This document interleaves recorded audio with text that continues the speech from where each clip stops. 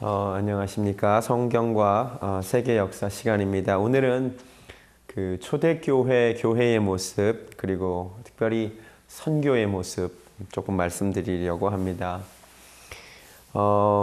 요하네스 블라우라고 하는 네덜란드 신학자의 분석입니다. 적절한 분석인 것 같아서 나눕니다. 구약시대 선교는 일종의 구심적 선교였답니다. 한마디로 사람들로 하여금 주의 성산이 있는 예루살렘으로 오라는 것이죠. 그런데 신약 시대 이후로 선교는 가라.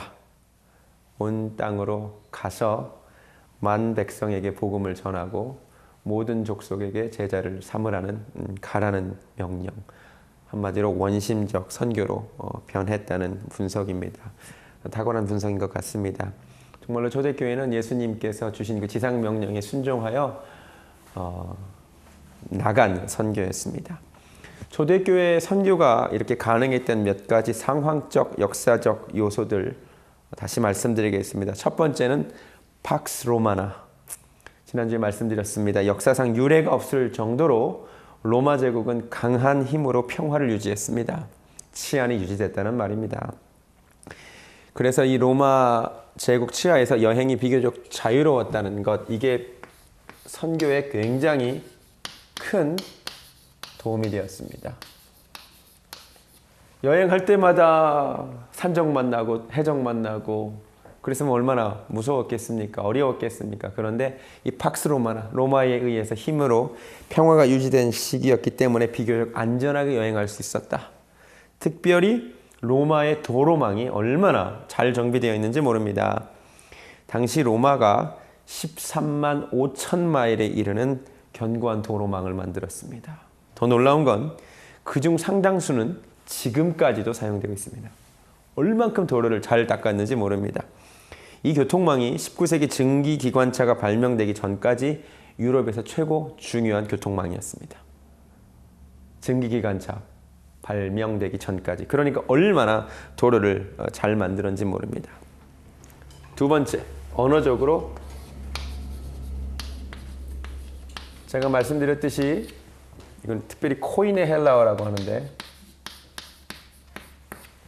헬레니즘 영향으로 정치적으로는 로마 제국이었지만 언어적으로는 헬라어가 전 세계의 거의 공용어였습니다. 코인의 헬라어라고 불리는 이 평민들이 사용하는 헬라어가 광범위하게 소통이 됐기 때문에 제국 어디를 가도 헬라어로 설교하면 되는 거예요. 이게 아니라면 가는 곳마다 통역이 붙어야 될 거 아니에요. 통역이 때로는 2명 붙어야 될 때도 있을 거 아니에요. 그런데 어딜 가나 편하게 그냥 헬라어로 설교를 하면 됩니다. 로마 제국 치하였지만 라틴어보다도 그러니까 사도 바울이 어디로 가든지 주로 헬라어로 설교를 했단 말입니다. 그러니까 언어적으로 준비가 되어 있다는 거예요. 세 번째,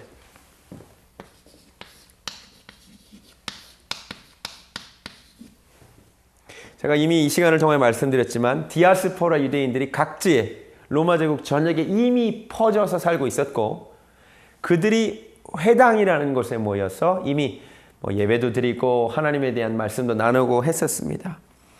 여러분 한번 생각을 해보세요. 이 회당에 가면 사람들을 만날 수 있는 거죠. 적어도 하나님에 대해서 알고 메시아에 대한 약속을 기다리는 사람들을 만날 수 있었던 거예요. 이런 데가 없다고 생각을 해보세요.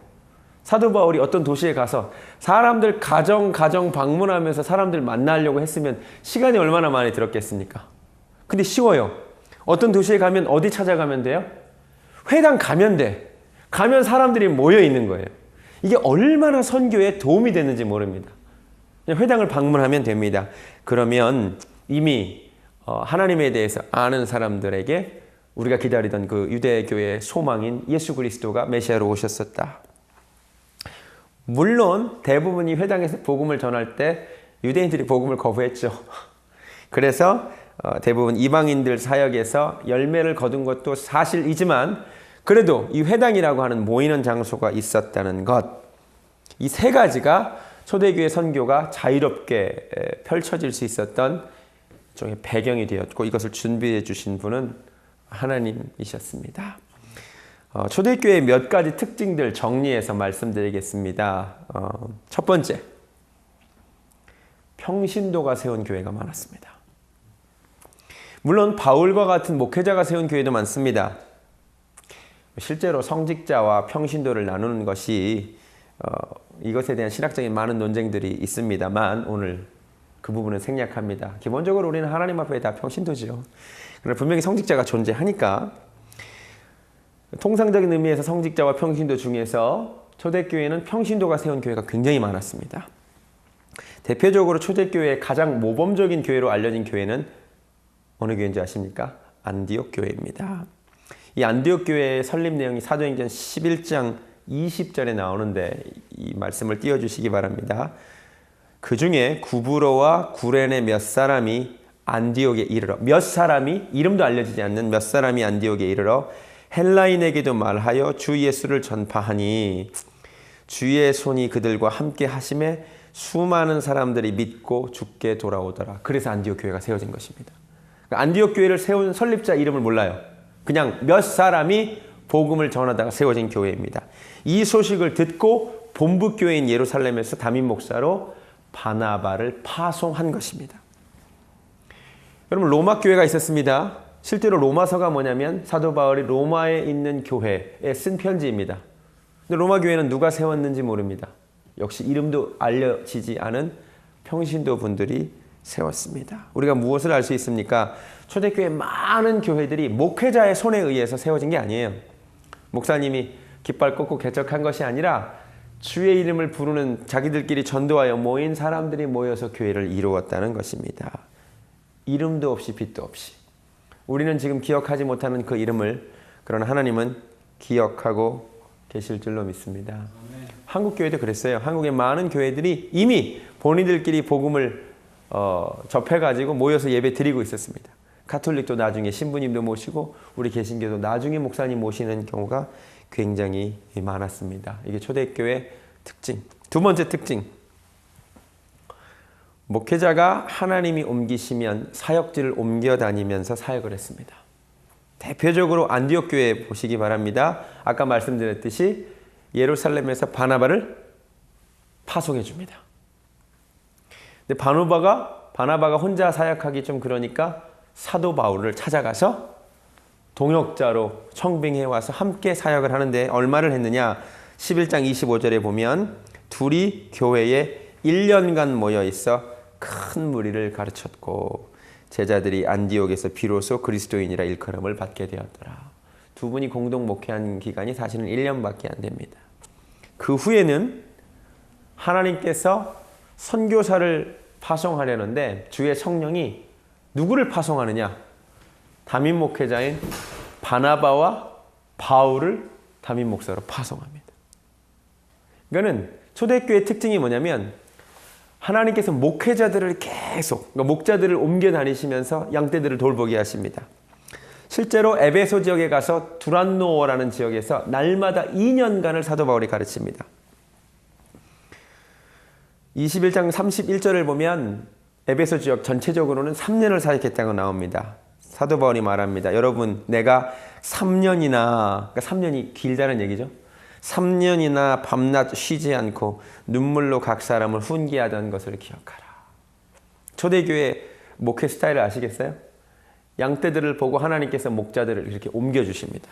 그래서 그 양떼들을 돌보게 하시고 또 사명이 끝나면 또 사역지를 옮기셔서 다른 양떼들을 돌보게 하십니다. 근데 오늘날은 어떻습니까?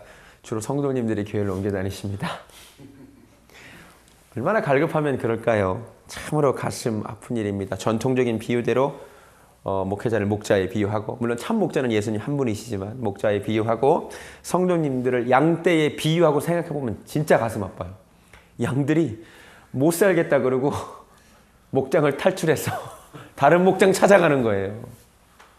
여기서도 못 참겠다, 배고프다, 목마르다, 갈급하다 그래서 또 그 목장을 탈출해서 또 저기 산 넘고 물 건너 다른 목장 가서 어디 좀 꼴 좀 먹어보려고. 이 비유대로 생각하면 진짜 가슴 아픈 상황입니다. 원래는 양떼는 가만히 있고 좋은 목자들이 돌아다니면서 이 양도 돌봤다가 저 양도 돌봤다가 이 양도 키웠다가 이렇게 해야 되는데 너무나 안타까운 시대를 우리가 살고 있습니다.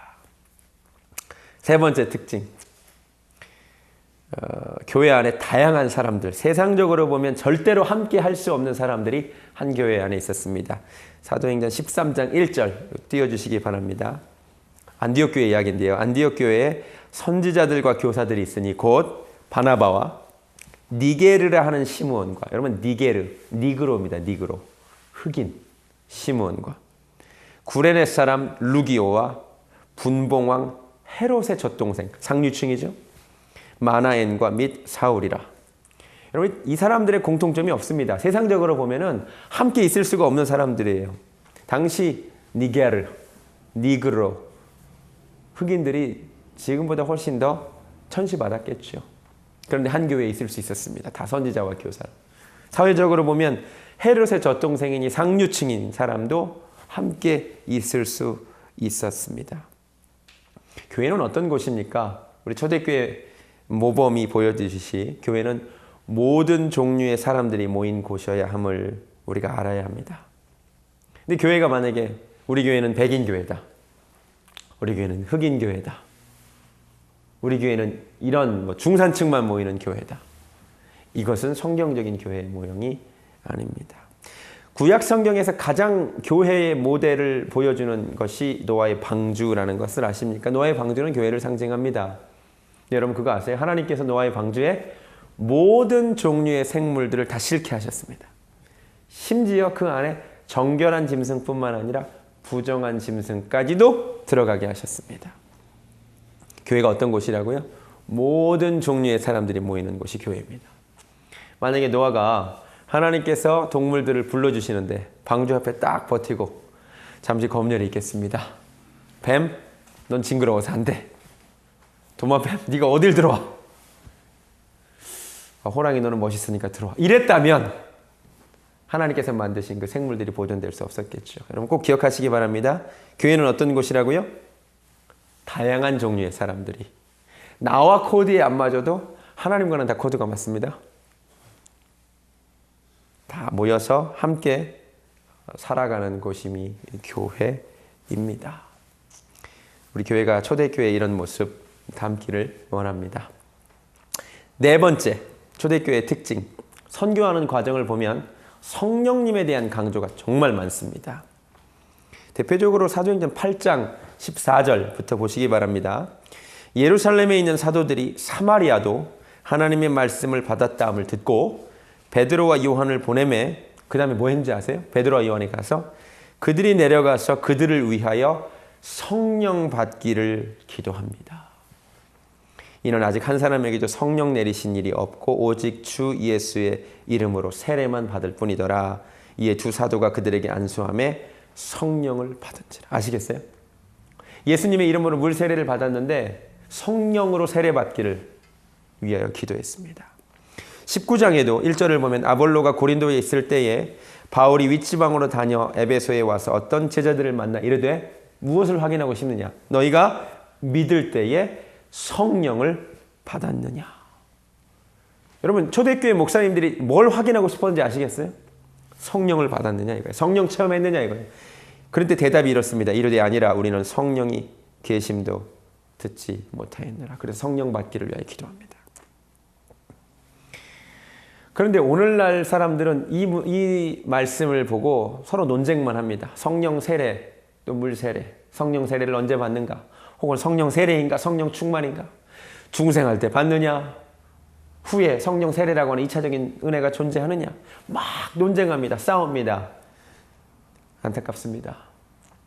여러분 성령 세례든 성령 충만이든 논쟁, 언어가 중요한 것이 아닙니다. 물론 그런 것도 중요하겠죠. 그런데 더 중요한 것은 정말 우리가 믿을 때에 성령님을 경험하는 거예요. 사실 물세례와 성령 세례를 구분하신 분은 다름 아닌 예수님이십니다. 사도행전 1장 5절에 요한은 물로 세례를 베풀었으나 너희는 몇 날이 못 되어 성령으로 세례를 받으리라. 그러니까 물 세례와 성령 세례는 분명히 구분됩니다. 성경적으로 보면 어떤 공식이 없어요. 근데 자꾸 교단들이 어떤 그 교단의 입장에 따라서 공식화합니다. 성령 세례를 언제 받고. 성경을 보세요. 어떤 분들은 물 세례를 먼저 받고 성령 세례도 받고, 고넬료 같은 경우는 사도행전 10장에 따르면 말씀을 받을 때 성령이 임함으로 방언됐다 그랬거든요. 그랬더니 성경에 따르기를 아니 이들이 성령을 받았는데 우리가 물로 세례를 못 줄 것이 뭐가 있겠냐 그래가지고 성령 세례 받고 물 세례 받습니다. 누구는 물 세례와 성령 세례를 동시에 받을 일도 있을 수 있을 것입니다. 중요한 것은 성령님은 어떤 공식에 따라서 움직이시는 분은 아니라는 것입니다. 성경에 따르면 성령님은 바람이십니다. 바람은 임의로 붑니다. 다시 말하면 우리는 바람을 향하여 명령할 수 없습니다. 바람이 가는 공식을 우리가 계산할 수도 없습니다. 자유롭게 역사하시는 성령께서. 그러나 중요한 것은 성령님은 우리에게 충만히 임하기를 원하시고 우리에게 성령으로 세례 주기를 원하시는 분이라는 것입니다. 그러니까 초대교회는 성령님이 그렇게 강조됐습니다. 다섯 번째, 그래서 선교에서도 능력 전도가 많이 행해졌습니다. 당연하죠. 성령님을 강조했기 때문입니다. 고린도전서 2장 4절에 이런 말씀이 있습니다. 내 말과 내 전도함이 설득력 있는 사람의 말로 하지 아니하고 다만 성령의 나타나심과 능력으로 하려 함은 너희 믿음이 사람의 지혜에 있지 아니하고 다만 성령의 능력에 있게 하려 함이라. 아멘. 사도 바울 공부 많이 했던 사람입니다. 말싸움에서 누구에게도 안 졌던 사람입니다. 그런데 그거 아세요? 사도 바울이 선교 여행을 여기저기 다녀보면서 깨달은 게 하나 있어요. 사도 바울이 누구보다 공부를 많이 해서 철학도 많이 공부해서 아테네 지역에 가서는 성경의 아덴 지역에 가서는 스토아 학파와 에피쿠로스 학파, 우리가 배운 대로 스토아 학파와 에피쿠로스 사람들과 학파 사람들과 논쟁을 한 적이 있습니다. 막 논쟁을 합니다. 광장에서 아레오파고스 광장에서 막 논쟁을 합니다. 그런데 놀라운 건 뭐냐? 사도 바울이 논쟁해서 설득해서 복음을 전하려고 했던 아테네에는 교회가 안 세워졌습니다. 별로 복음의 열매가 없었습니다. 그런데 사도 바울이 성령님을 의지하여 나가서 성령의 나타나심과 역사가 있었던 곳에는 교회가 세워졌습니다. 그래서 사도 바울이 얘기하는 겁니다. 내 말과 내 전도함이 해봤더니 논리적으로 물론 중요합니다. 설득하는 것 중요합니다. 그러나 이에 앞서 훨씬 중요한 건 성령의 나타나심과 능력이라는 거죠. 오늘날 교회 가운데 우리가 잃어버린 것이 이것 같습니다. 논리적인 설교가 있고 논리적인 설득은 있고 성경 공부가 있지만 성령의 나타나심과 능력이 사라져가고 있는 것이 가장 큰 문제입니다. 사도행전 읽어보세요. 기적 이야기로 가득합니다. 실제로 교회사 가운데서도 그레고리 타우마 투르구스라고 하는 사람이 굉장히 유명한데 이 사람 이름 뜻이 원더워커, 기적을 행하는 사람. 이 사람의 많은 능력 행함이 많은 사람이 하나님, 그런 참 하나님이시구나 라고 돌아오는데 기여했습니다. 예일대 역사학자의 교수인 램지 맥밀런 교수가 유명한 책 Christianizing the Roman Empire, 기독교화, 로마 제국의 기독교화라는 책을 썼는데 이 사람이 이런 글을 남깁니다.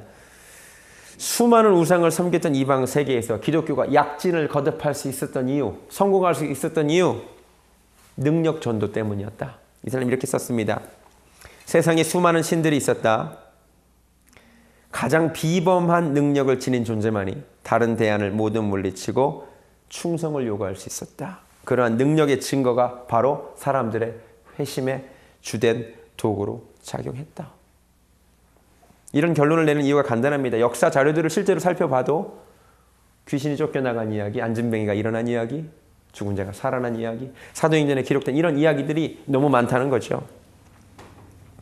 사실 한국 교회도 그렇습니다. 제가 우리 한국 초기 기독교 글들을 읽어보면 처음에 한국에 온 선교사님들이 그런 것들을 가르쳐주지 않았는데 한국 기독교인들이 성경을 읽다 보니까 예수 이름으로 귀신이 나간 거예요. 자기들이 모여서 예수 이름으로 명하노니 귀신아 나가라. 그것을 보고 깜짝 놀라서 선교사들이 그 부분을 새롭게 받아들이게 됐다는 그런 이야기들이 굉장히 많이 있습니다. 집단적으로 한 가족이 예수님께 돌아오게 된 많은 이유 중에 하나에 신유의 경험이 있었습니다. 그러니까 초대교회의 중요한 능력 전도가 굉장히 중요한 전도 방법 중에 하나였다는 것을 아셔야 됩니다. 여섯 번째, 또 하나, 교회는 능력만 보여주는 것이 아니라 그 당시 타락한, 성적으로, 윤리적으로 타락한 로마 사회의 굉장히 높은 윤리 기준 보여주었습니다. 또 하나, 새로운 공동체, 신분의 근거한 사회가 아니라 신분을 없애고 모든 사람을 서로를 형제와 자매로 부르는 아주 충격이죠. 이런 모습을 보여주었습니다. 결국 성령의 능력과 함께 하나님의 사랑이 함께 역사한 것이 초대교회입니다. 높은 윤리적인 것을 보여주었습니다.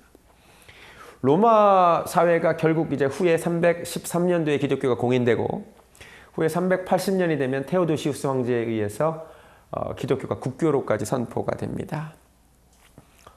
그런데 기독교가 국교가 선포될 때 로마 제국 전체의 기독교인의 비율은 약 9% 정도에 불과했다라고 합니다. 아무리 황제가 기독교인이라 할지라도 9% 정도밖에 안 되는 종교를 국교로 선포하는 데는 많은 장애물이 있었을 수밖에 없었습니다. 그런데 어떻게 해서 그런 일이 가능했냐? 물론 황제의 힘이 셌기 때문이기도 하지만 로마 고위층들 가운데 이미 상당수가 그리스도인이었습니다. 그럼 어떻게 그렇게 되었느냐? 당시 로마가 성적으로 굉장히 타락한 사회였습니다. 특히 남자들이 얼마나 문란한 삶을 살았는지 모릅니다. 근데 재밌는 게 본인들이 젊은 시절을 그렇게 문란하게 몸을 함부로 굴리고 살다가도 본인이 결혼할 때가 되면 누구를 찾습니까? 순결한 여인을 찾습니다. 본인은 젊은 시절을 그렇게 막 방탕한 삶을 살고 여러 여자들과 그런 삶을 살았을지라도 결혼할 때는 순결한 여인을 찾습니다. 근데 당시 순결한 여인들이 누구냐? 예수 믿는 사람들이었습니다. 그래서 많은 로마의 고위층들이 실제로 젊은 시절은 방탕하게 보내고도 결혼할 때 되면 예수 믿는 사람과 결혼하게 된 경우가 많았습니다. 그래서 본인은 방탕했지만 이 예수 믿는 여자 때문에 그 집안의 자식들이 어렸을 때부터 예수 믿는 사람으로 양육이 되는 겁니다. 그래서 테오도시우스 황제의 어머니도 독실한 기독교인이었어요. 그래서 애가 어렸을 때부터 예수님에 대해서 듣고 자라서 결국 기독교가 국교로까지 선포가 되는 것입니다. 이런 식으로 해서 국교로 선포될 때 반대가 없었던 이유는 내 어머니가 기독교인 신자였던 거예요. 나도 어렸을 때부터 예수를 믿었던 것입니다. 이게 굉장히 중요한 것입니다. 여러분, 우리 교회가 결국 이 세상이 따라가지 못하는 높은 윤리적 기준 유지해야 됩니다.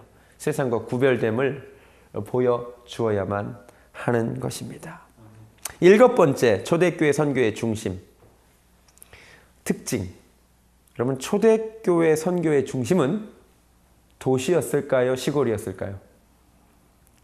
도시였습니다. 초대교회 선교. 여러분, 사도 바울이 선교를 굉장히 전략적으로 했다는 거 아십니까? 여러분, 기회비용이라고 해서 사람이 이거 하면 저거 못하잖아요. 똑같은 상황 가운데. 사도 바울은 철저히 시골이 아니라 도시만 찾아다니며 선교했다는 거 아십니까? 롤랜드 알렌이라고 하는 사람이 바울의 선교 방법론이라는 책을 썼는데 분석해 보니까 바울은 시골길을 가지 않고 철저히 도시에서 도시로만 다니며 사역했습니다. 왜? 같은 시간에 이왕이면 많은 사람들에게 복음을 전하기 위해서. 원래 물고기도 다니는 곳에 그물을 쳐야 되는 거잖아요. 도시를 다녔습니다. 그래서 여기서 재밌는 결과가 뭐냐면 여러분, 영어 단어 페이건이라고 아십니까? 페이건? 이 페이건이 무슨 뜻입니까? 이방인이라는 뜻입니다. 근데 이게 원래 라틴어 파가누스에서 왔는데 이방 사람이라는 뜻이 되었는데 원래 이 뜻은 시골 사람이라는 뜻입니다. 원래는 촌뜨기, 농촌 사람, 시골 사람을 의미하던 파가누스가 이방인이 되었어요. 무슨 의미인지 아시겠어요? 시골 사람들이 대부분 예수를 몰랐다는 거죠. 예수를 안 믿었다는 거죠. 도시 사람들 가운데 예수 믿는 사람들이 많았다는 것입니다. 이 말이 무엇을 말해주느냐? 우리 초대교회 선교의 중점이 다 도시에 있었다는 것입니다. 물론 천하의 모든 영혼이 다 귀하지만 이왕이면 많은 사람들이 모인 곳에 가서 복음을 전하고자 했다는 것입니다. 굉장히 지혜로운 거죠. 미국이라는 나라 일을 이야기하겠습니다. 미국이 원래 청교도들에 의해서 세워진 나라입니다. 청교도는 신학적으로 보면 장로교 계통입니다. 그런데 미국은 처음에 세워질 때는 장로교가 우세했다고 보시면 됩니다. 그런데 19세기를 거치면서 미국 최대의 교단은 감리교가 됩니다. 그리고 지금은 침례교가 됩니다. 19세기를 감리교의 세기라고까지 말을 합니다. 왜냐하면 19세기가 시작될 때 미국 전 인구의 감리교 비율이 3%에 불과했는데 19세기 말이 되면 미국 기독교인들 중에 감리교가 33%에 이릅니다. 심지어 우체국 다음으로 가장 전국적인 조직을 가진 기관이 감리교였습니다. 19세기를 그래서 감리교의 세기라고까지 말합니다. 또 하나 신학적으로 나중에 제가 기회가 되면 설명을 드리겠지만 장로교 계열이 이제 그 칼비니즘, 예정론의 중심을 둔 칼비니즘이라면 감리교 또 성결교 이쪽 계열은 웨슬리안 또 알미니안 웨슬리안이라고 해서 그런 예정론에 대해 반대하거든요. 19세기 감리교가 우세하면서 미국 신학이 완전히 그쪽으로 바뀝니다. 그래서 마크 노리라고 하는 사람은 The Arminization of American Christianity라고 하는 표현까지 있습니다. 그러니까 19세기 신학 자체가 감리교, 성결교 쪽으로 이렇게 가는 것입니다. 근데 도대체 어떻게 해서 원래 청교도 정신으로 세워진 나라가 그렇게 감리교와 침례교 이런 게 우세한 교회가 나라가 되었느냐? 신학적으로 태초부터 하나님이 저주할 자와 구원받을 자를 택해 놓으셨다는 예정론보다 하나님이 모든 사람을 사랑하사 예수님을 믿기만 하면 구원 주신다는 것이 더 매력적이고 또 복음적으로 들렸기 때문이기도 하지만 이 시기가 서부 개척시기입니다. 많은 사람들이 서부로 인구의 이동이 그쪽으로 갈 때예요. 근데 장로교 사람들은 안 따라갔어요. 그리고 장로교 사람들은 원래 교육을 중시하게 했습니다. 성직자 한 사람 만들기 위해서 신학교육을 오래 받았습니다. 그런데 감리교, 침례교는 막 좋습니다. 이런 말이면 좀 미안하지만 목회자 한 사람 만들어내기 그렇게 시간이 많이 걸리지 않았습니다. 그리고 서킷 라이더라 그래가지고 말 타고 같이 서부로 이동합니다. 탄광촌으로 그 금광 캐러 가는 사람들이 가서 감리교 순회 선교사들, 침례교 선교사들이 가가지고 침례교는 특별히 목회자 한 사람 만들어내기가 굉장히 쉽습니다. 각 개교회에서 목회자를 안수를 주기 때문에. 그러니까 장로교 목사님들은 동부 쪽에 계속 몰려 있는 거예요. 근데 인구가 서부로 이동할 때 따라서 움직여서 감리교, 침례교 사람들이 그래서 전국적으로 이렇게 많아지고 신학적으로도 감리교 쪽이 좀 더 매력적이었죠. 또 복음적이었고 훨씬 더. 그렇지만 그것보다도 이미 인구가 많은 곳에 사람 많은 곳에 고기 많은 곳에 그물을 쳤기 때문이었던 것입니다. 그러니까 초대교회 선교도 마찬가지예요. 시골도 귀하지만 시골 영혼도 귀하지만 인구 많은 곳에 갔어요. 그러니까 오늘날 사실 목회도 그래서 인구가 있는 곳에 세워지는 것이 또 성경적인 전도 방법입니다. 물론 선교에도 하나님의 성령의 이끄심이 가장 중요하지만 전략도 필요한 것 같습니다. 마지막 8번째 초대교회의 특징, 약자들의 선교였습니다. 돈 많은 사람들, 공부 많이 한 사람들도 물론 있었지만 당시 초대교회의 주축 멤버들은 세상이 주목하지 않은 사람들이었습니다. 고린도전서 1장 26절 띄워주시기 바랍니다. 형제들아 너희를 부르심을 보라. 육체를 따라 지혜 있는 자가 많지 아니하며 사도 바울이 냉철하게 봤을 때 능한 자도 많지 아니하며 문벌 좋은 자가 많지 아니하도다. 학벌 좋은 사람이 별로 없었단 말입니다. 그러나 하나님께서 세상에 미련한 것들을 택하사 지혜 있는 자들을 부끄럽게 하려 하시고 세상에 약한 것들을 택하사 강한 것들을 부끄럽게 하려 하시며 하나님께서 세상에 천한 것들과 멸시받는 것들과 없는 것들을 택하사 있는 것들을 폐하려 하시나니. 아멘. 이게 우리 초대교회였습니다. 약한 자들이 강한 자에게 선교한 거예요. 없는 자들이 있는 자들에게 복음을 전하는 거예요. 능하지 못한 자들이 세상에서 보기에 능한 자들에게 복음을 전한 것입니다. 그런데 바로 그때 하나님은 역사하셨습니다. 왜? 약할 때 강함 되시는 분이시기 때문입니다.